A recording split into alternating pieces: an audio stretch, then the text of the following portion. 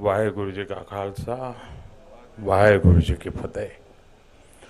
जो बोले सो निहाल, सत श्री अकाल। गुरु पर्व के पवित्र पर्व के इस आयोजन पर हमारे साथ उपस्थित सरकार में मेरे सहयोगी श्री हरदीप सिंह पुरी जी, श्री जॉन बारला जी, राष्ट्रीय अल्पसंख्यक आयोग के चेयरमैन श्री लालपुरा जी, सिंह साहब भाई रणजीत सिंह जी, श्री हरमत सिंह कालका जी और सभी भाइयों बहनों, मैं आप सभी को और सभी देशवासियों को गुरु पर्व की, प्रकाश पर्व की ढेर सारी शुभकामनाएं देता हूं। आज ही देश में देव दीपावली भी मनाई जा रही है। विशेषकर काशी में बहुत भव्य आयोजन हो रहा है। लाखों दियों से देवी देवताओं का स्वागत किया जा रहा है। मैं देव दीपावली की भी हार्दिक शुभकामनाएं देता हूं। साथियों, आप सभी को पता है कि कार्यकर्ता के तौर पर मैंने काफी लंबा समय पंजाब की धरती पर बिताया है और उस दौरान मुझे कई बार गुरु पर्व पर अमृतसर में हरमिंदर साहब के सामने मत्था टेकने का सौभाग्य मिला है। अब मैं सरकार में हूं तो इसे भी मैं अपना और अपनी सरकार का बहुत बड़ा सौभाग्य मानता हूं कि गुरुओं के इतने अहम प्रकाश पर्व हमारी ही सरकार के दौरान आए। हमें गुरु गोविंद सिंह जी के 350वें प्रकाश पर्व मनाने का सौभाग्य मिला। हमें गुरु तेग बहादुर जी के 400वां प्रकाश पर्व मनाने का सौभाग्य मिला। और जैसा अभी बताया गया, लाल किले पर तो बहुत एक ऐतिहासिक और पूरे विश्व के एक संदेश देने वाला कार्यक्रम था। 3 साल पहले हमने गुरु नानक देव जी का 550वां प्रकाशोत्सव भी पूरे उल्लास से देश और विदेश में मनाया है। साथियों, इन विशेष अवसरों पर देश को अपने गुरुओं का जो आशीर्वाद मिला, उनकी जो प्रेरणा मिली, वो नए भारत के निर्माण की ऊर्जा बढ़ा रही है। आज जब हम गुरु नानक देव जी का 553वां प्रकाश पर्व मना रहे हैं तो ये भी देख रहे हैं कि इन वर्षों में गुरु आशीर्वाद से देश ने कितनी ऐतिहासिक उपलब्धियां हासिल की है। साथियों, प्रकाश पर्व का जो बोध सिख परंपरा में रहा है, जो महत्व रहा है, आज देश भी उसी तन्मयता से कर्तव्य और सेवा परंपरा को आगे बढ़ा रहा है। हर प्रकाश पर्व का प्रकाश देश के लिए प्रेरणा पुंज का काम कर रहा है। ये मेरा सौभाग्य है कि मुझे लगातार इन अलौकिक आयोजनों का हिस्सा बनने का, सेवा में सहभागी होने का अवसर मिलता रहा है। गुरु ग्रंथ साहब को शीश नवाने का ये सुख मिलता रहे, गुरुबानी का अमृत कानों में पड़ता रहे और लंगर के प्रसाद का आनंद आता रहे, इससे जीवन के संतोष की अनुभूति भी मिलती रहती है और देश के लिए, समाज के लिए समर्पित भाव से निरंतर काम करने की ऊर्जा भी अक्षय बनी रहती है।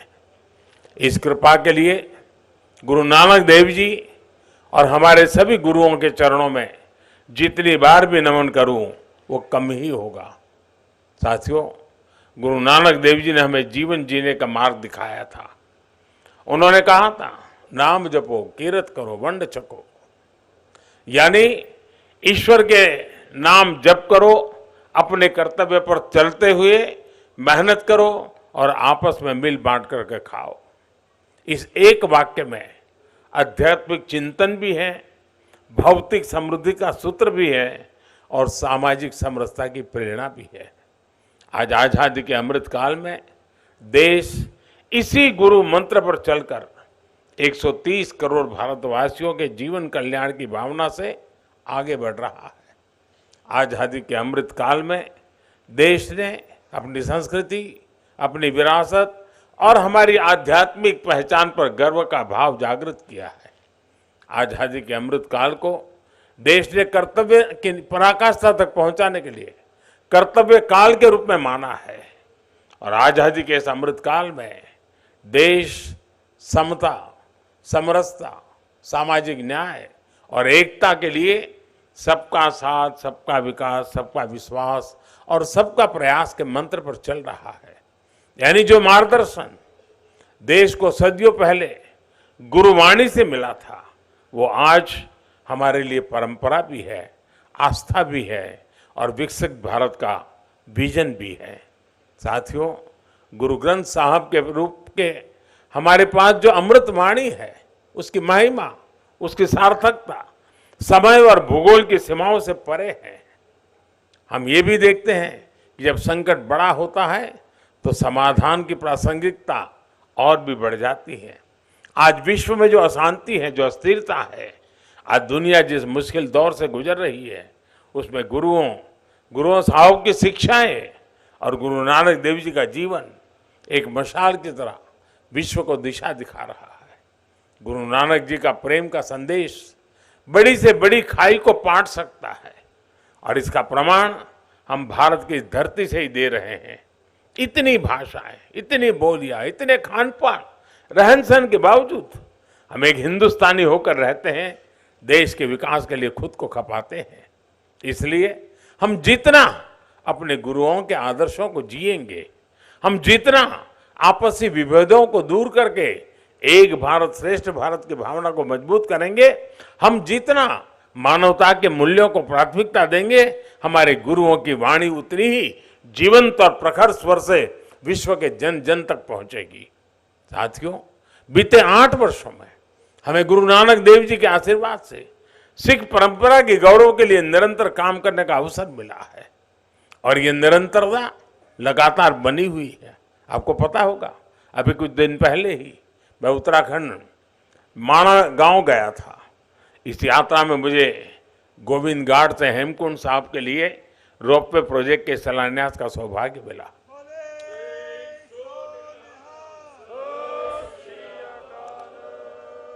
इसी तरह अभी दिल्ली ऊना वंदे भारत एक्सप्रेस की शुरुआत भी हुई है।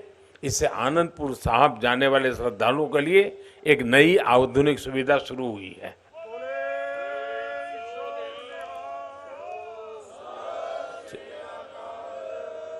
इससे पहले गुरु गोविंद सिंह जी से जुड़े स्थानों पर रेल सुविधाओं का आधुनिकीकरण भी किया गया है।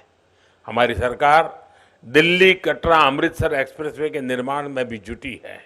इससे दिल्ली और अमृतसर के बीच दूरी 3-4 घंटे कम हो जाएगी। इस पर हमारी सरकार 35,000 करोड़ रुपए से अधिक खर्च करने जा रही है।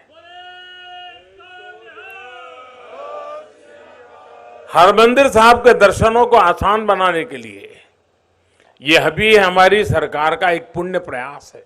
और साथियों, ये कार्य केवल सुविधा और पर्यटन की संभावनाओं का विषय नहीं है, इसमें हमारे तीर्थों की ऊर्जा, सिख परंपरा की विरासत और एक व्यापक बोध भी जुड़ा है। ये बोध सेवा का है, ये बोध स्नेह का है, ये बोध अपनेपन का है, ये बोध श्रद्धा का है। मेरे लिए शब्दों में बताना कठिन है, जब दशकों के इंतजार के बाद करतारपुर साहिब कॉरिडोर खुला था। हमारा प्रयास रहा है कि सिख परंपराओं को सशक्त करते रहें, सिख विरासत को सशक्त करते रहें। आप भली भांति जानते हैं कि कुछ समय पहले अफगानिस्तान में किस तरह हालात बिगड़े थे। वहां हिंदू सिख परिवारों को वापस लाने के लिए हमने अभियान चलाया। गुरु ग्रंथ साहब के स्वरूपों को भी हम सुरक्षित लेकर आए। 26 दिसंबर को गुरु गोविंद सिंह जी के साहबजादों के महान बलिदान की स्मृति में वीर बाल दिवस मनाने की शुरुआत भी देश ने की है। देश के कोने कोने में भारत की आज की पीढ़ी, भारत की आने वाली पीढ़ियों ये जाने तो सही कि इस महान धरती की क्या परंपरा रही है। जिस धरती पर हमने जन्म लिया, जो हमारी मातृभूमि है, उसके लिए साहबजादों जैसा बलिदान देना कर्तव्य की वो पराकाष्ठा है जो पूरे विश्व इतिहास में भी कम ही मिलेगी। साथियों, विभाजन के हमारे पंजाब के लोगों ने, हमारे देश के लोगों ने जो बलिदान दिया, उसकी स्मृति में देश ने विभाजन विभीषिका स्मृति दिवस की शुरुआत भी की है। विभाजन के शिकार हिंदू सिख परिवारों के लिए हमने सीएए कानून बनाकर उन्हें नागरिकता देने का भी एक मार्ग बनाने का प्रयास किया है। अभी आपने देखा होगा, गुजरात ने विदेश में पीड़ित और प्रताड़ित सिख परिवारों को नागरिकता देकर उन्हें एहसास दिलाया है कि दुनिया में सिख कहीं भी हैं, भारत उसका अपना घर है।